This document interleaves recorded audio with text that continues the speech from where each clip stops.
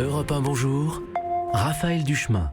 Il y a ceux qui y sont, ceux qu'on n'attendait pas, ceux qui n'y figurent pas et ceux qui auraient dû en être. La liste des 23 bleus sélectionnés pour le mondial en Russie est connue, ça y est, depuis hier soir 20h. Bonjour Eric Nolot. Bonjour Raphaël et bonjour à tous. Essayiste, amoureux évidemment du foot comme tout le monde, ou presque.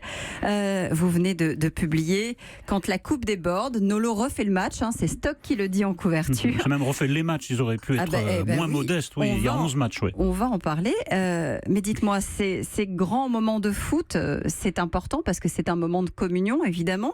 Alors c'est vrai qu'on est tous un peu sélectionneurs en France. Vous auriez fait la même liste, vous, que Didier Deschamps hier soir ? Non, probablement pas, mais d'un autre côté, je pense qu'aucun amateur de football n'est tombé de son armoire en apprenant la liste de Deschamps, parce qu'un ou deux noms près, c'est un peu ce qu'on pressentait. Il y a quand même 14 nouveaux depuis 2016. Non, le renouvellement, mais c'est très logique par rapport à la saison qui vient de s'écouler. C'est une liste à la sauce Deschamps, c'est-à-dire qu'il prend les gens qui ont fait des bonnes saisons et il rajoute ceux qui n'ont pas fait forcément une bonne saison mais qui lui ont donné satisfaction en équipe de France. Mais c'est vrai qu'il y a un renouvellement dans le sens de la jeunesse, mais par rapport à la saison qui vient de s'écouler, je vous répète, à un ou deux noms près, c'est à peu près ce à quoi tout le monde s'attendait. Oui, sans surprise, par exemple, Pogba, Mbappé, oui, ça, c'est les hommes de base. Griezmann, c'est celui que vous auriez aimé être, je crois. On aurait tous aimé être Griezmann parce que il a tout, quoi. Il a le talent, il a l'élégance, et puis vraiment il a un sens du but. On a tous rêvé de marquer des buts et puis on a tous joué, on a compris que c'était beaucoup plus difficile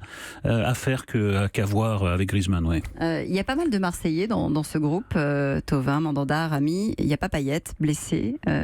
Dommage pour lui parce qu'il aurait dû en être. Oui, certainement, parce que sur la forme de la saison, il méritait d'y être. Alors après, il y a l'inverse avec Rami. Rami, il bénéficie de la blessure de Koscielny, donc le football est fait de ça. Il faut être en forme au bon moment et surtout ne pas se blesser au mauvais moment. C'est ce qui est arrivé à Payet. C'est très très cruel. Et Thauvin, c'est tout à fait normal qu'il soit là. Et Mandanda, c'est le gardien de but, c'est le numéro 2 dans la hiérarchie. C'est un des hommes de base de Deschamps. Donc là non plus, pas trop de surprises. Alors, la Coupe du Monde, pour un joueur, c'est le Graal. Ce groupe-là, selon vous, Eric Nolot, il est bon pour aller au bout ? Écoutez, depuis certaines Coupes du Monde en Afrique du Sud et ailleurs, je me refuse à parler de groupes faciles maintenant parce que le football, c'est le plus irrationnel des sports collectifs, donc c'est celui où la logique est souvent la plus mise à mal. Donc sortons déjà de ce groupe avec humilité, abordons le premier match contre l'Australie avec humilité et ça ira très bien. Mais je pense que Deschamps est le bon sélectionneur pour appréhender les matchs de la bonne manière. Alors vous êtes comme beaucoup de Français fans de foot, vous y avez joué en amateur. Vous auriez aimé faire carrière ? On a tous l'illusion qu'on va pouvoir faire carrière et même à mon âge, j'ai toujours l'impression qu'en m'entraînant un petit peu... Si quelqu'un vous écoute, peut-être... Non, s'il m'écoute, qu'il n'en tienne pas compte, parce que ce que je raconte à un moment dans le livre, c'est que j'ai joué une seule fois contre des professionnels, et j'ai compris qu'en fait, on ne pratiquait pas le même sport, et qu'en fait, ils pratiquaient sur une autre planète que la mienne. Non, n'écoutez pas, j'ai pas fait carrière, et c'est juste. Qu'est-ce qui fait, selon vous, que ce sport-là déchaîne plus que les autres, les passions, qu'il est aussi plus fédérateur, plus rassembleur ? Bon, d'abord, c'est le sport sans doute le plus universel. Et quand on est gamin, c'est le sport le plus simple à jouer. Vous mettez 2 pulls, ça fait des buts. Le rugby, il faut quand même... c'est une autre organisation. Vous pouvez pas jouer au rugby sur du béton, par exemple. Vous pouvez le faire sur du football. Ça a gagné la planète entière. Et un sport qui intéresse des milliards de gens prend une autre dimension. Le football, c'est toujours beaucoup plus que du football. C'est de la politique, c'est de la géopolitique, c'est ce que j'explique aussi dans le livre. Ça laisse des traces dans l'imaginaire de tout le monde, ça laisse des traces dans la littérature, et ça donne des matchs de légende et parfois de légendes noires, parce que c'est un sport que tout le monde est tenté de manipuler, évidemment. Alors, il y aura peut-être dans les matchs qui vont démarrer de futurs chapitres pour votre livre, ou pour une deuxième mouture, qui sait, parce que vous avez sélectionné des dates clés, des matchs clés qui ont marqué l'histoire du foot. Celui qu'on a évidemment tous en mémoire en premier, peut-être, c'est le France-Italie de 2006, le fameux coup de tête de Zizou. Oui. Le fameux coup de tête de Zidane. Vous savez, vous dites peut-être que vous allez ajouter des chapitres. Le fait est que c'est toujours inattendu.